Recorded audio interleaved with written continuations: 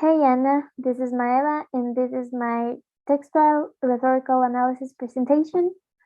I work with the article How to Be a Woman by Habiba Hafarian, and I would like to start by explaining my title because this phrase could be misunderstood. I choose bad luck, you're a woman in Tehran, and I'm doing this because I wanted to show women's situation with a satire in a sarcastic way. Society in Tehran expects women to do something just because they're women, and I try to make a comparison with luck and destiny because these are stuff that no one can control. And I decided to use this satire as title because of how Tehran's people see as normal this treatment against women, even though this behavior is a human rights problem. And I personally believe that it's crazy how people in Terra normalize the situation. So I hope you like it and let's go on. Now my thesis statement. How to be a woman in Tehran, written by Habib Hafarian and translated by Salar Abdu, published in Jernica in March 16, 2015, smoothly introduces the readers in how is life for an Iranian woman. The author uses her own personal story to set the context of a woman in Iran and also came up with some data and historical facts to dip into the daily Iranian lives. The final objective of this piece is to make Iranian bad treatments against women a visible issue. The strategies that Hafarian uses are personal tone because she's telling us a personal story, historical data, especially when it comes to religious situation, and something that I call pathos citation. I call it citation because she uses some phrases from other people, and pathos because these phrases are full of emotion and context comparison. This article for me is ethical, and to set some context, Habiba lives and works in Tehran, an extremely religious city in Iran. And the target audience from this article is women, all women, but it could also be some men that wants to know about women's situations in world. Now describing the rhetorical triangle, we could set the context around the article and its author. As I mentioned before, Habiba is from Iran, and Iran is a pretty conservative and religious country. In fact, almost 99% of its population practice Islam as their religion. And Islam is a religion extremely attached to Quran dogmas, and people that follows Islam usually take Quran ideas literally. This context perpetuates gender violence against women, and not only violence from men, but also from government. And when the government of a country is not like and is associated with Islam, it's impossible for women to change their position. This article was written in a globalization time, and women start to questioning their positions and start to travel to other countries with the objective of find a freer life. And also, some women decided to stay but tell their story, just like Habiba do.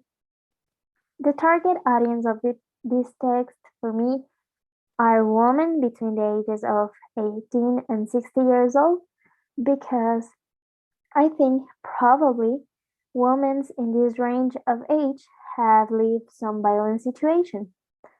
And it's something sad to say, but this situation or these experiences will help the audience to feel empathy with the author and the situations that she exposes, or also feel identified with these situations. As I mentioned before, I think men that wants to learn a little bit more about women's situation, especially on countries that are conservative and religious, well, they could be a target audience too. but I think its principal audience is women, uh, and the reason why is the text that I'm gonna explain right now. The text is an exposition of a daily reality of Iranian women, and the author uses their own experience to show the readers how is being a woman in Tehran. But the author also highlights the situations or the stories where other women support each other. Like this story in the office when she gets and she was dating with a married man, but her partner support her. So when she highlights these beautiful stories, I think she's doing an announcement, a keep fighting announcement. She is giving hope to the readers. So I think that's why the main audience is women. To end up with our rhetorical triangle, we are going to talk about our communicator. Hadida Hafarian is a journalist from Tehran. She was born in 1975 and is a pretty well-known writer because she writes her pieces in Persian.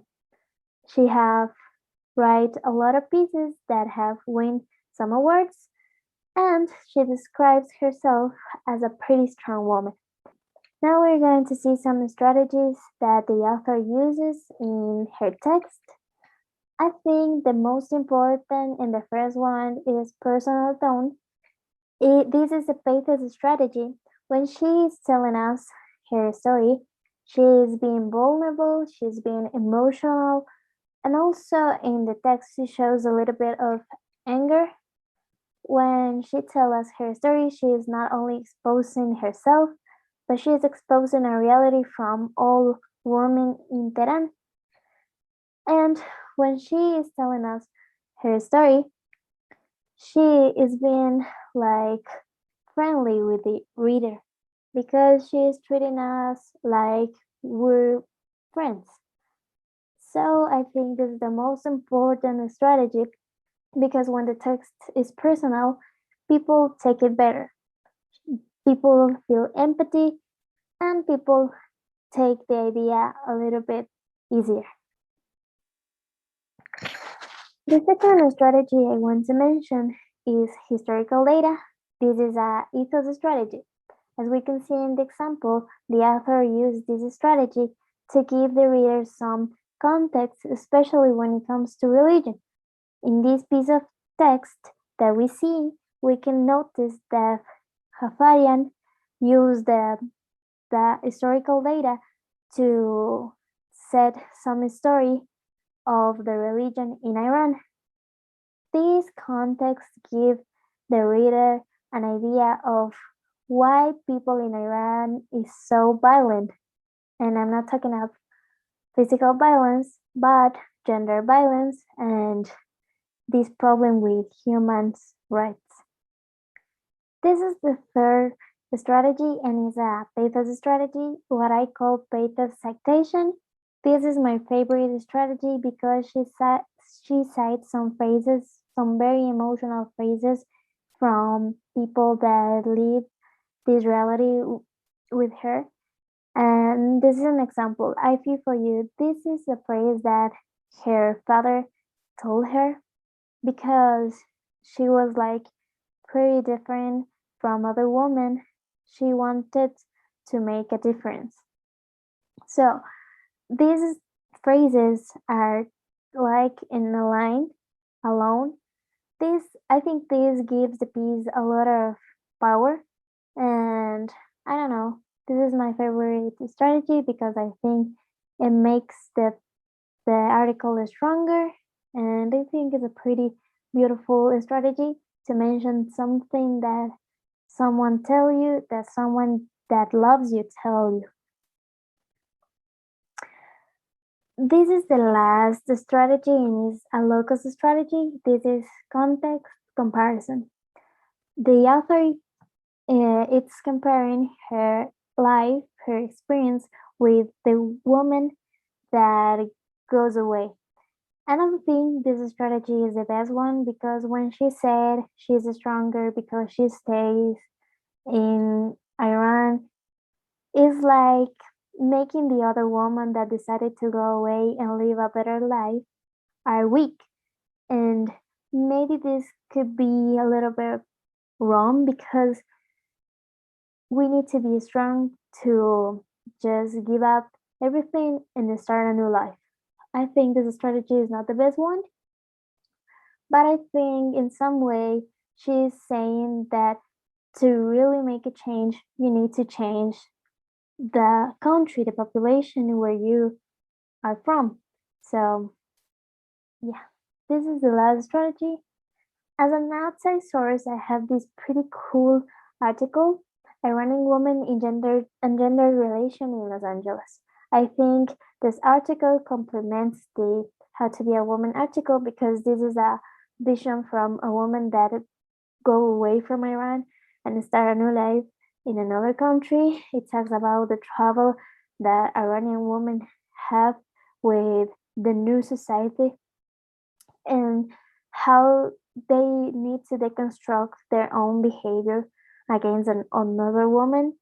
And I think this is a different perspective from the original article and it complements it because Habibi it kind of make smaller the fact that an Iranian woman that traveled to another country suffered too.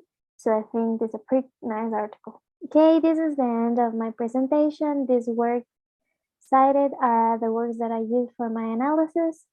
How to Be a Woman, an Iranian Woman, and Gender Relation in Los Angeles. I really enjoy this project because I think feminism it's a pretty cool stuff that we all have known because of globalization. And I hope you enjoy this presentation and see you. Bye, Anna.